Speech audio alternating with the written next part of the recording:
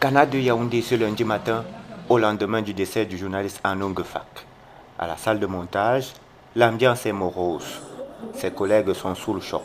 On porte l'odeur, on est touché.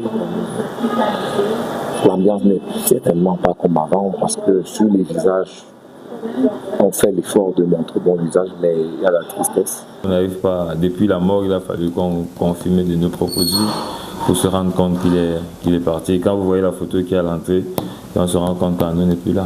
Il est sorti de son accident, on se disait que ça allait. Bon, on ne sait pas ce qui s'est passé, sauf la famille pourra nous dire.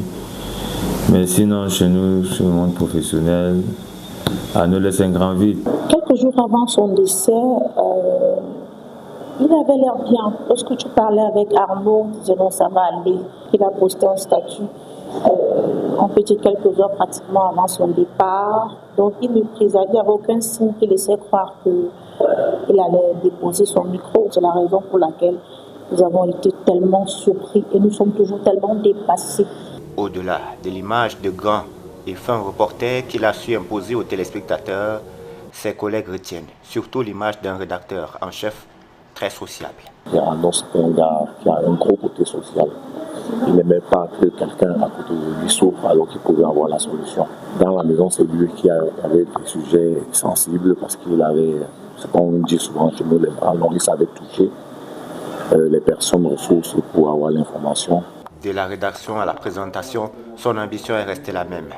Offrir de grands moments de télé au public, il y travaillait sans relâche avec les équipes techniques. Encore hier, c'est l'une des émissions qu'il a conçues pour le fait de société.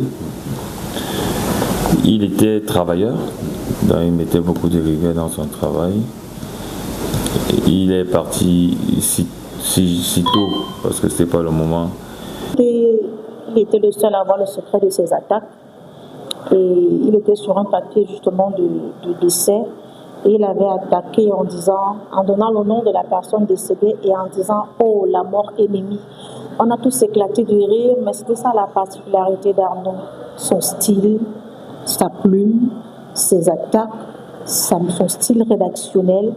Vraiment, c'est quelque chose qui va nous manquer énormément. C'est une grosse perte. Ce matin-là, hommes des médias, connaissances, téléspectateurs et autres se sont succédés au siège de la télévision pour rendre un hommage aux disparus.